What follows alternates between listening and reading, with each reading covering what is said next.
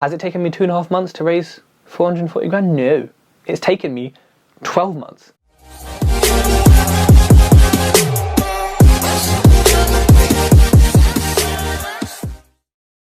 Hello everyone, welcome to another episode of Tej Talks, and for those of you who are watching me on YouTube, greetings.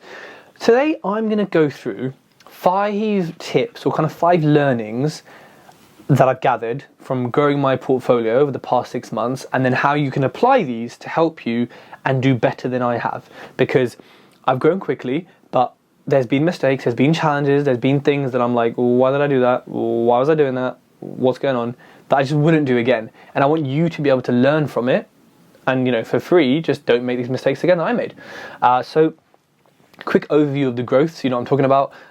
In the past 6 months, I have grown from £0 being the portfolio worth to today, which is December the 18th, 2019, to being worth £975,000. Now that's going to drop slightly because some are flips, but it's then going to be picked up by all the buy-to-lets that are coming in the pipeline. By the second week of January, it will go past a milli. I'm just waiting on one in legals right now for the vendor to clear out. I was hoping it would be this year so I could be like, 0 to a million, but it didn't happen. But we're close, 25 grand off. Right, this growth has happened month by month. It's just like, if you look at the chart, it's just gone up and up and up. I've also raised £440,000 in 2.5 months. I stopped because I had to balance out money in with actually the amount of deals that are there. But again, I say this often. Has it taken me 2.5 months to raise 440 grand? No, it's taken me 12 months. It's taken me the 10 months before that of podcasting, of posting every single day on Facebook, of networking, of doing what I'm doing, building relationships, to then be able to raise it in 2.5 months. So I don't want you all to hear the top of the iceberg. I want you to see what's underneath it. I want you to see the duck paddling like crazy underneath the water, because that's how long it actually took to be able to do it so quickly.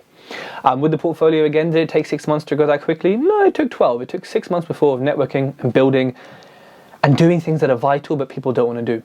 So from that, here are my 5 tips. 5 tips! That's not a voiceover, by the way, that's me. I know you thought it was, but it's me.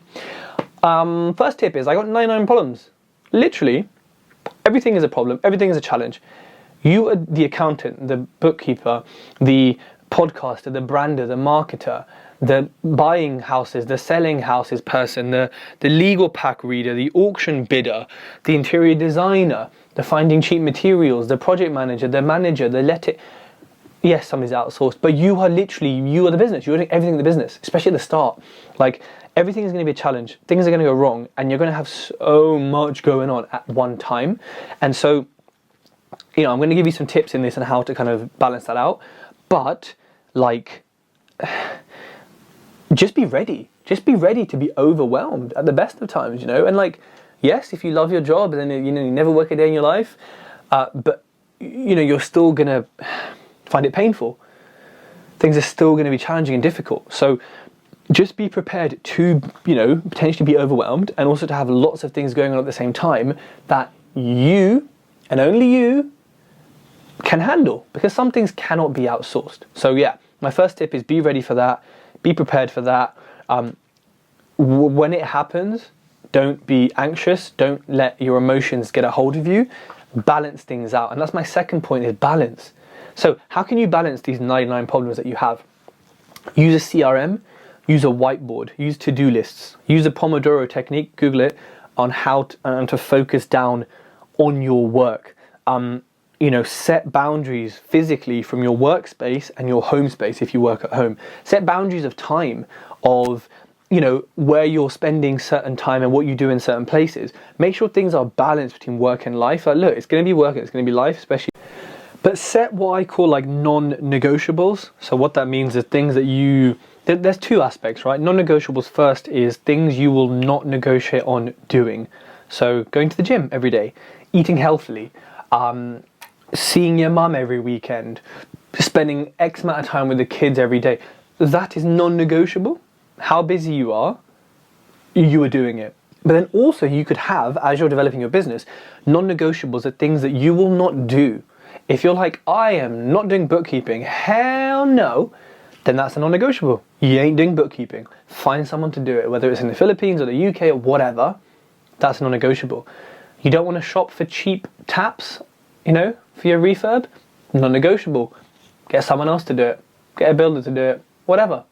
So set these non-negotiables, and they can also allow you to have the balance, because if, for example, you're into fitness or sports and you make it a non-negotiable that you have to play a sport or do a certain thing, then you're going to do it because you are non-negotiating with yourself, and you have to stick to that. It's so easy to get busy and be like, oh yeah, it's fine. Yeah, we'll go next week. Next week, oh, we'll go next week. And I've had that. Like, I've had changes in my health and my body weight losing, and not in a good way, because I was out of balance and I didn't set, the gym or exercising as a non-negotiable. It just wasn't.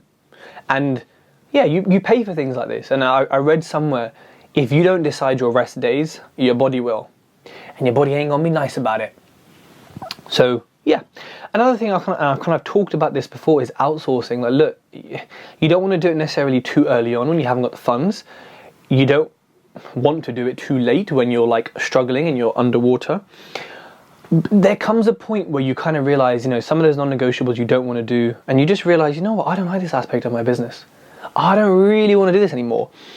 Can I outsource this? And most of the time, if you're smart enough to do it, apart from social media and branding, which is personal, but if you're smart enough to do it, someone else is smart enough to do it.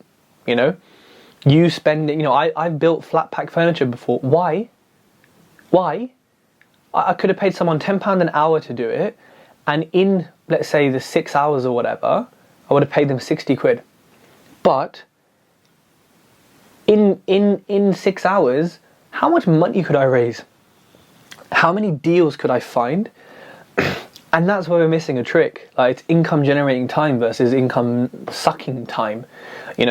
Like, yes, you're gonna have to pay someone 60, 100, whatever. But in that time, if you're using your time efficiently, how much can you get out of it? So, look, at the beginning, I'm not saying you should necessarily be doing this. You can, but I'm not saying you should. But there will be a time, and the right time is only right when you know it is. Don't leave it too late though, because if you've got things being outsourced and things happening around you, you can focus on what you enjoy doing and what you're best at and what's going to grow the business the most and have your most personal impact on it. Can't outsource investor meetings, but you can certainly outsource your accounting, your looking for lenders, the broker, your whatever. Most things can be outsourced. So consider that. I'm at a point now where I have been outsourcing, like podcast editing, like making a comparable map or subtitling certain videos or whatever. But now I'm at a point where I'm like, cool, it's the next level of outsourcing. What can I outsource now that will take me, to the next level? Like, what do I need to do, basically? The next thing, and this is the fourth sort of tip or learning, is that relationships, and I say this so much, they matter above everything else. Every bit of success, every deal, every bit of funding, every bit of money I've saved, everything I've raised has come from some type of relationship. And it could be the relationship that you and me have, listener, listening to me or watching this video, us speaking on Instagram or Facebook. That is a form of relationship. Everything has come from people. Everything in my business is people. Everything is all people. I've said it before and I'll say it again. Relationships matter so much, and you shouldn't have to work on them. If you're a nice person, naturally they'll sort of like happen, right? But that's really, really important. And like, I cannot attribute all my success to myself. Like, of course not. There's a lot of people who've helped in this growth and in this process, and I wouldn't have grown as quick or maybe as efficiently or as cost effectively without these relationships. So that's my fourth tip. It's probably the overarching tip for everything. My next tip is that growth will slap your face. If you want to grow quickly, you can and you will. And when it happens, your build team won't be able to handle your growth. Your accountant won't be able to handle in and out. Maybe they should be able to. Your solicitor may not be able to handle a number of transactions and how quickly they're going. Your broker may not be able to, stress testing, right? There's only one way to stress test. Yeah, you can do it on a spreadsheet, but in life, you've got to go through the stress to test it. So I would say be prepared and have a backup. Have like a backup solicitor, a backup broker, a backup build team, which is very important. Like, and when you speak to people, when you're in this growth stage, say to people, look, I've got these money in the pipeline. Can we work together on this? Should I find someone else? Are you cool with the capacity? And then you ask for a discount because you say, look how much work I'm giving you. But like, growth will kick you about a bit, and that's not a bad thing, because you got to get punched to be able to take a punch. But just be ready for, like, if you want growth, it will happen. Like, I probably didn't believe in myself enough, and then all this growth happened, and I was like, okay, we are growing. Like when you're growing up as a kid, you're growing pains, your joints hurt. It's the same sort of thing. And that's why the other tips that I've given are things that we should be doing kind of before and during this growth, to ensure that you don't get slapped around too much by the growth and you can carry on that trajectory without having to plateau or take a dip or whatever.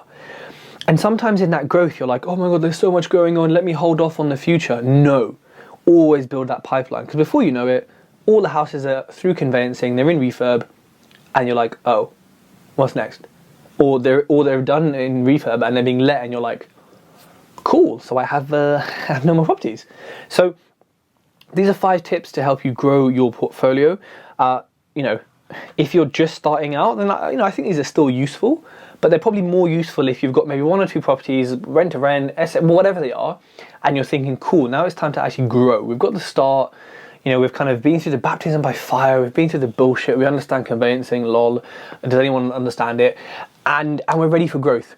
So I hope this has been helpful. Another reminder, my Earn and Learn program, and also passive investments, if you don't really give a crap about property or about learning, are also open for investments for 2020. So please get in touch with me, or visit tedgeinvest.com for more information and to see the kind of projects I am working on. If you haven't left a review, please do. I've actually recently found out that I have the most reviews of any property podcast, more than ones who've been going for 3 or 4 years. So, well, thank you, is what I have.